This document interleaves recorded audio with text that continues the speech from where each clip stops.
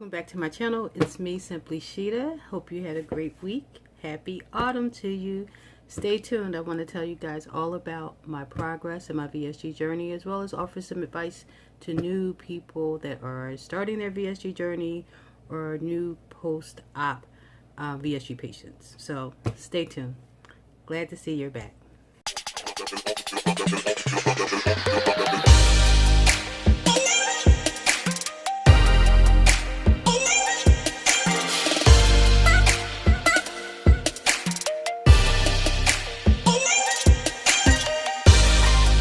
Okay guys, let's get right into this. Again, thank you for returning. I see I have a couple of new subscribers, so hi guys, welcome.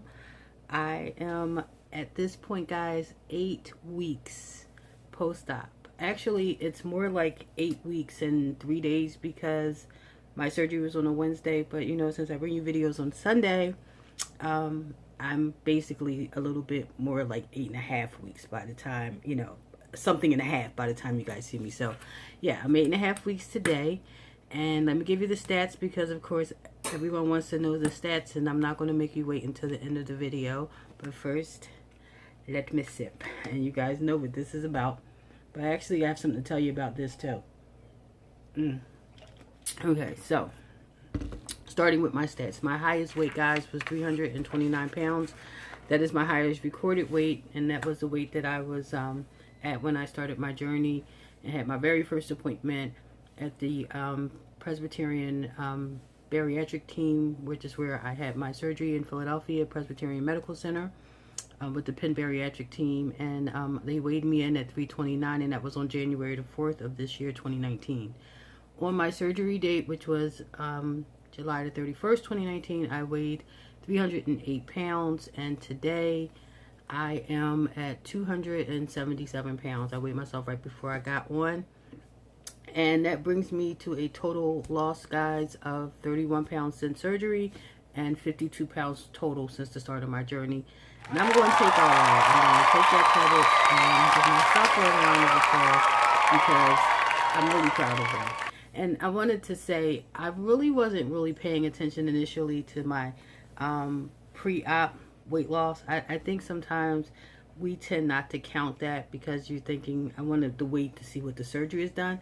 But you know, after talking to a friend, I realized I have to count that. That counts for something, because not only did I lose that weight on my own, that 20 pounds on my own, but I managed to keep it off. That's a big thing with patients sometimes that have bariatric surgery. We might be able to lose the weight, but the problem is, of course, keeping it off. So yeah, give yourself credit for that when you have that pre-op weight loss, because it all counts. It definitely counts. So guys, that's probably averaging me out to about 3 pounds a week, and I okay with that. I know that there are people that's losing faster, but this is not a race, and this is going to bring me more. I'm going to talk more about this when we get into the subject of today's video, the main subject of today's video. I'll talk more about that, but I'm satisfied. I'm about, like I said, close. I'm it's 3.875 pounds per week. You really get in the math when you start. This is your VSG post-op surgery. Like, the numbers is crazy. But what is really impressing me, guys, more than the number that's coming up on that scale, which I honestly do not like to get on. I try to really avoid the scale. I wait till I feel lighter to get on the scale because, you know I'm losing, but that scale is really is not your friend. So try to stay off the scale. Just try to stay off the scale. But you know, of course, you want to know, and when I feel lighter, I get on. And of course I had to today because I was making a video, but I really typically do not get on the scale. But let me tell you guys what I did do. I took my measurements. Actually, a friend of mine took my measurements. Came over, and let me give you guys a quick backstory on this. When I first got my date for surgery, a couple of weeks before surgery, the exact date was June the 28th. Me and this good friend of mine, this is the first person I told I was getting surgery outside of my family. She works with me, but she's a friend as well. She took my measurements for me. We just took the right side measurements, and this was based on template that I have found online, and I'm going to insert a picture of it so you guys can see where it asks you, to measure certain places. So I took those measurements in June with the intention of 3 months later taking the measurements again. So we were supposed to actually do it on September 28th. We instead did it on the 25th because that's when she came over my house. So, a couple of days off is not going to make a big difference. But guys, let me tell you how much of a difference it's made. My body, how much my body has changed since June 28th. So my neck measured in at that time at 16.5 inches. The other day, on the 25th of this month, it measured in at 16 inches. So I've lost a half an inch on my neck, and I can tell because my chain is longer. This is a chain my sister gave me. If you guys have ever wondered, this is my father's ashes there, and this is an ankh that actually belongs to my sister. It belonged to her, and she gave it to me. So I wear them both on this chain, and I can tell by just the fact that the chain is longer that obviously my neck is smaller, so no surprise there. My arms went from 19 inches to 16 inches, which is a 3 inches of loss, which is great. My chest went from 53 to 50, another 3 inches lost. I definitely can tell that my breast, I always joke, is starting to change shape.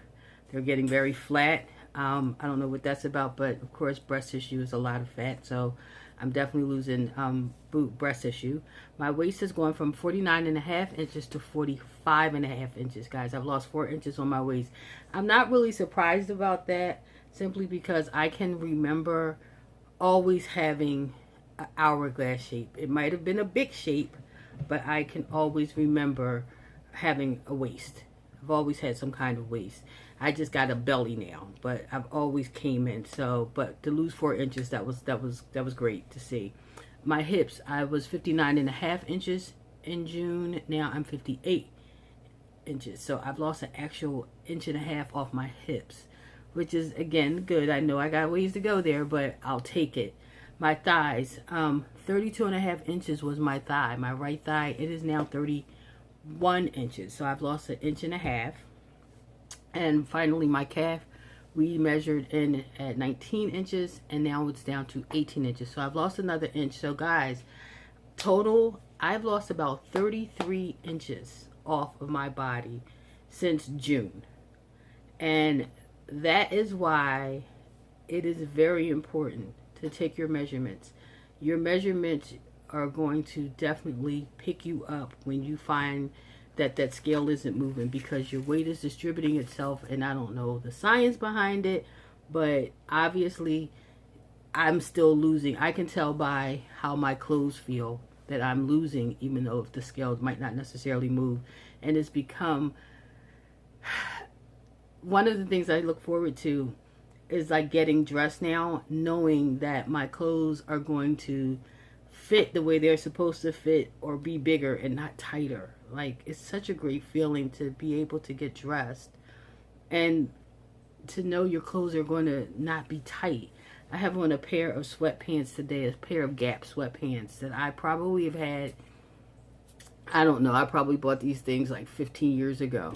And I cannot remember if they even fit as well as they do today, because they're not high waters, and that's because they're not being, taking up all this room. So yeah, like getting dressed has become, when it's time for me to go somewhere, and putting on clothes and finding that things are fitting correctly or really big is great. So yeah, take your measurements. That's very important. Take your measurements.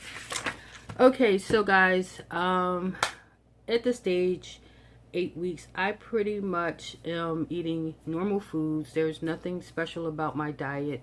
I am slowly introducing foods, and I haven't done anything too far out. I've gotten used to eating small. I have started to enjoy eating small, actually. My little breakfast is just enough for me. My 1 egg and my 1 sausage or my 1 piece of bacon is enough, which I never really finish, and I'm okay with that. Last night, for the very first time, guys, I had a meal. And buy a meal. I should have taken a picture. I've told you guys before, I've been trying to figure out how I can get like an actual meal. And I probably had maybe 1 or 2 bites too many because I was stuffed afterwards. But one of the things that I found that I can eat that I enjoy and I'm so grateful is collard greens. I made a pot of collard greens. I'm a certain picture of it. Guys, they were so, my mouth is watering thinking about them. They were so good. I told you I was craving vegetables. I made collard greens. I made them full of smoked turkey meat, and which was my protein. And I was actually able to eat a good amount before I felt full. And, you know, I told you guys I'm kind of like a 2-3 bite wonder with certain foods. Well, there are other things that I'm seeing that I can eat a little bit more of. Like my soup. When I want a little bit more than just 2 or 3 bites of something, like if I'm actually hungry, I'll go for a can of my soup. I can't eat the whole can, of course. I can't even eat half the can, but I can eat a little bit more than I would something else. And I think I told you guys that before about my Campbell's chicken and star soup that I don't know why, that's just like my favorite thing now. But I add spinach to that, and you know, sometimes like if I'm hungry, that's what I'll go for. Well, greens did the same thing. The only thing is I did not buy a large quantity of them because it's just, you know, me and my daughter, and she gets on her kicks. But I wish I had. I wish I had made more because they were so good, and I was so satisfied with eating that. So last night I actually had what was left of that, which wasn't a lot, but I had a little bit of that. I had a little bit of like a yellow rice I had made and a chicken leg. And I wish I would have taken a picture because this is like a tablespoon of rice, a tablespoon of collard greens, and the chicken leg is just like that larger piece, like a couple of pieces of that. The dogs eat the rest. So I'm satisfied with the fact that I still have a very good restriction and a small appetite. I appreciate my restriction because I realize for me, it's better to slow me down. And again, that all plays into the subject of the video, which I will talk about in a moment. With introducing the new foods, of course, I found also that there are some things that I don't know about anymore. 2 things I really enjoy. One is pickles, and the other is cucumbers. And of course, they're kind of from the same family. It had like a weird taste. You know, excuse me, guys. No, I have to get my protein in the morning. I don't know if it's the pickles I had and the cucumber that I had. I'm going to try it again because I always love them both. But I had them both and I definitely was not satisfied. I also had Jell-O. Oh my God. Let me tell you guys, I had Jell-O and it hit my stomach like a brick. And it was the worst thing. I felt sick for a good 6 to 8 hours from a spoon of Jell-O. I wanted to try Jell-O. Now, all of this time I hadn't had Jell-O. I didn't have it in the hospital. I didn't have it when I came home. And this one night I decided I'm going to have some Jell-O. I want something sweet. And it was the worst thing ever. Now, here's the thing. I know you're probably thinking, well, was it the sugar in the Jell-O? No, it definitely wasn't the sugar in the Jell-O because I was eating sugar-free Jell-O. And I don't know if it's the artificial sweeteners, but I'm also noticing, guys, I am not, my taste buds have changed towards artificial sweeteners, which you know is kind of a problem since I drink a lot of Crystal Light and I rely on Crystal Light. Well, I've had to take a break from Crystal Light. This is Crystal Light iced tea, and this is the first time I've had it in a week. I had to move away from it because, and it's not enjoyable at all. It's just my protein is in here, so I know I have to drink it, but I had to water it down, and I need to grab some lemon or something to add to it to give it some other kind of flavor because I'm kind of getting an aversion to artificial sweeteners. I don't know, it's just not sitting well, figuring it out. But since I can eat a little bit more, I still can't eat enough to get all of my protein goals, so I have to do something. But yeah, I'm not really feeling Crystal Light. A couple of days this week, I went to my old reliable protein powder that I still had. So I actually had to rely on this for a couple of days to get me a protein shake in, because the Crystal Light with my Gene Pro was just not doing it. And as you guys can see, I still have quite a bit left, and it is expensive. So I definitely will be trying to figure out how to use it and using it, because I still have to meet my protein goals. Other things basically that I wanted to mention, I was taking off my blood pressure medicine when I went to see my primary physician. She said that I was on such a low dose, she didn't really see a need to keep me on it. I see her again on the 15th and, see how my blood pressure is, and, we'll take it from there. So one less pill to take is never a bad thing. One other thing I wanted to mention, guys, look what I got. This is B complex, the B12. Remember I told you guys I was going to try to find something else? Well, I found this on Amazon, and it's sublingual liquid. So you just take one little squirt of this. This is what it looks like, which is crazy because it actually kind of looks like that pill. One squirt under the tongue. You hold it there and you swallow. It's not too bad. It's definitely not as bad as the pills. I usually try to take this in the morning because it's, going to help with energy. And I'm going to work with this and see how this goes, because those pills, like I said, it's pointless to have any kind of pill if you're not going to take it. So, yeah. So, we'll see how that works. Guys, this week, one of the things that I wanted to talk about is how people, I believe, are starting to not understand or truly realize the impact of VSG surgery or any kind of bariatric surgery and your weight loss journey. I think the word is being thrown around a little bit too casually. And what's happening is people are not really understanding the impact of this life change and how you have to take this time to understand how this surgery is going to affect you, not just physically, but emotionally and mentally as well. And I say emotionally and mentally because they are two separate things that you have to deal with. A lot of the people that I'm seeing on social media, specifically in the Instagram community, are coming in with this idyllic version of what the weight loss journey is going to be based on what they see other people do. But one of the things that I always say is, people only see the glory. They see the before and the after. They don't know the true story. And what's really, really concerning is the number of people that may be coming into this without a full understanding of what it entails. And why risk your life, take all the time, take all the efforts, and in some case a lot of money to not do this and give it 100%. Now, I don't want to seem like I am perfect in my journey, because I am not. But what I am is true to my journey. And that's my point. This is my journey.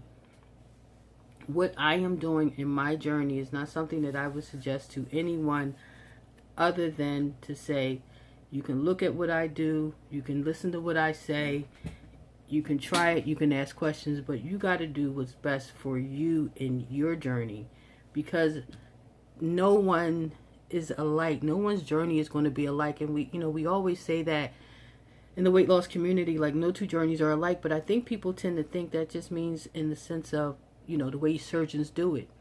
Yes, that is a part of it, but that's not the larger part of it. The larger part of it is you got to do what works for you.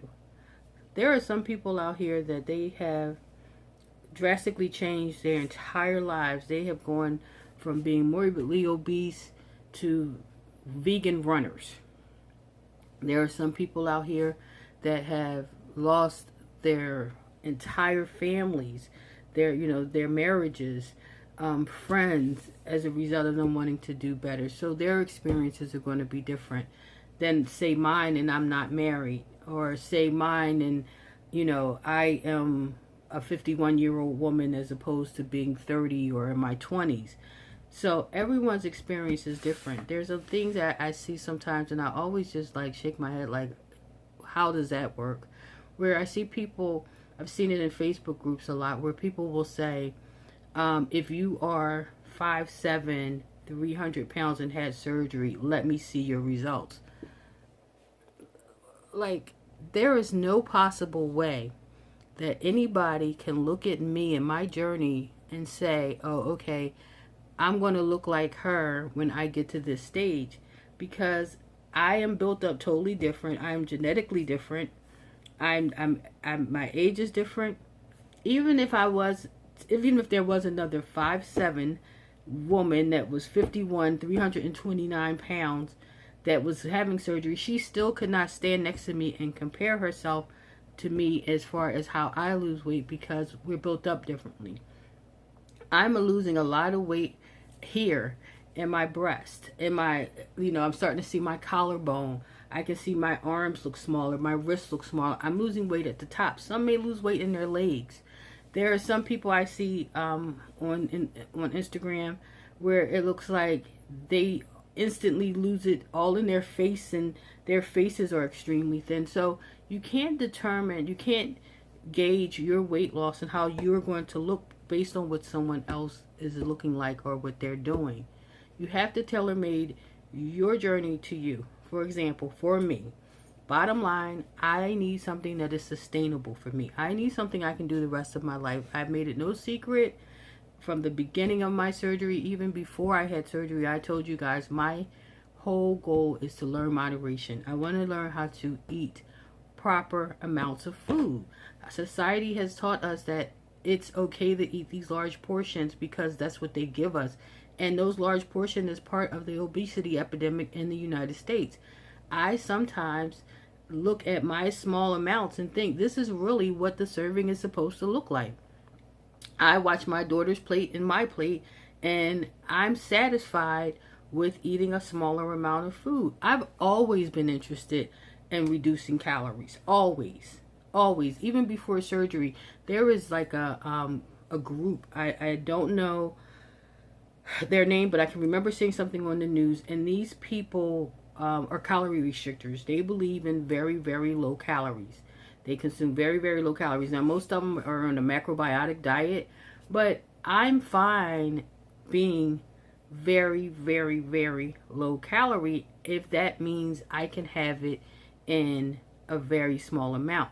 Moderation. I am about practicing moderation. I want to be able to still eat a cookie and not feel guilty about it. If it means I can only eat a half a cookie, I'm fine. Or one cookie, I'm fine. Do you understand? But for some people, they might like to be able to eat 3 cookies, so they're going to go buy a low carb, low calorie, fat free version of it. That's why they make those products, because there are still people that want the volume of food. But that's my journey. That's how I choose to do my journey. And because there are so many people that go into this with the diet mentality, it's becoming almost sad to see people, for me, it's almost sad to see people go into this not standing on their own, realizing that this is not a diet, it's a lifestyle change. A friend of mine that I work with, she actually is about to get the surgery, and she decided to get the surgery after I shared with her that I was getting the surgery. And it was kind of like, I kind of thought to myself, your decision to get the surgery should not be because you feel like it's okay since I'm getting it. You should have done that years back if that's how when I told her, the first thing she said is, oh, I've been thinking about it. She had a health scare, and she said, oh, I've been thinking about it. And she was scared to move because she was scared what people would think. But I guess because I decided to do it, and I was like, if you really feel this way, I mean, she's talked to me about issues that she's had growing up with being overweight. And I said, maybe it's something you should look into, and she has. And she's got a 3-month program, so she will probably have the surgery by the end of the year. And in that conversation with her, I said to her, well, probably we'll cross paths at some point. but, good luck with your journey, because like I said, she's doing 3 months, so hers is going to speed by a lot faster than my 6 months. And she said, don't worry, when I get back to work, we'll keep each other on track. And it bothered me to the point that I said to her, I said, there is no keeping us on track. This is not a diet. You do what you got to do. You let me do what I got to do, but this is not a diet. You know what I'm saying? And I think that that's the problem. So many people have this diet mentality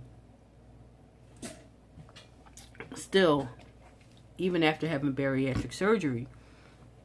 And we know diets don't work. I mean, that's something that everyone knows. That's why you had bariatric surgery. If diets worked, we all would have lost the weight, kept it off, and we would have never had to get bariatric surgery. So make certain that when you start your weight loss journey, I'm sure you're watching hundreds and hundreds of hours and binge watching all kinds of videos and trying to get information, but understand that your journey is going to be tailor-made to you, your lifestyle, your body type, your desires, and your goals. It's okay to pick up pieces of information along the way, because there's a lot of information. There's a lot of valuable information out here, especially in the community. However, you cannot think just because this works for Joe Blow, it's going to work for me. Or, just because this is what everybody else is doing, this is what I need to do, because that's not necessarily how it's going to work for you. For example, meal planning. I am not one to do meal planning. Why? Because it's just me and my daughter. So I don't have a desire to create boundless things of food. I don't. I'd rather eat fresh foods every day. That's just me. I don't want to have to eat the same thing days and days. And I know that you can do it here and there and make, 2 different things. I just prefer to cook every day. That's me. That works for me. But for you, you might be someone that likes and enjoys. Like I can really say I admire people that meal plan. I've seen some beautiful meal plan setups. It's just not for me. So my point is, find what's for you and create a journey based on what is going to be sustainable for you. If you know that you like to eat potatoes every now and then, figure out a way to have your potatoes in moderation and not feel guilty about it, because this is your journey. And it does not mean that you're going to not lose weight or you're going to lose less weight than the other person. You're doing what's right for you. And all of that comes into what, guys? Self-love, which I'm going to have to end this video on. You have to always remember, love yourself more. Love on yourself, period, in this journey is so important, simply because this is the time where you can truly get to know who you are, reinvent yourself to be the person that you always wanted to be. This is it.